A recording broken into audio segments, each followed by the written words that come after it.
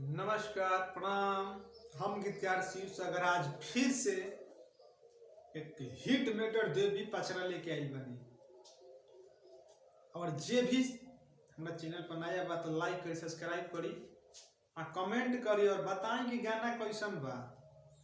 ताई रो लोग का पहले मुखरा सुना देता नहीं कि थावे से गावे हमरा योती ए माई हम चुनरी चढ़ैती हो, चुनरी चढ़ैती हो, चुनरी चढ़ैती लाले लाले अढ़ौल के हरवा चढ़ैती माई के चुनरी ओढ़ैती हो, लाले लाले अढ़ौल के हरवा चढ़ैती माई के चुनरी ओढ़ैती हो। तो बताइए गाना कैसन बा कमेंट में। और जे भी सिंगर भाई ये गाना गावल जाए तो बिल्कुल मिल जाए, फुल और फ्री बा।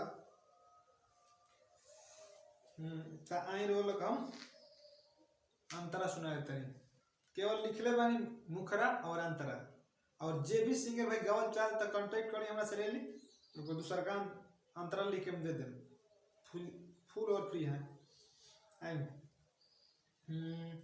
कि गैया के गोबरा से अंगना लिपवनी, चौका पुराई माई आसन लगवनी।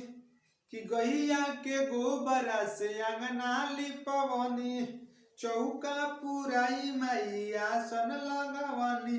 पंडित जी से मैया, पंडित जी से पाठ करवैती ए माई हम चुनरी चढ़ैती हो, चुनरी चढ़ैती हो, चुनरी चढ़ैती लाले लाले अढ़ौल के हरवा चढ़ैती माई के चुनरी चढ़ैती हो।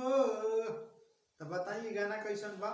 शेयर करी, लाइक करी, कमेंट करी और पूरा अंत तक वीडियो देखल करी। धन्यवाद प्रणाम।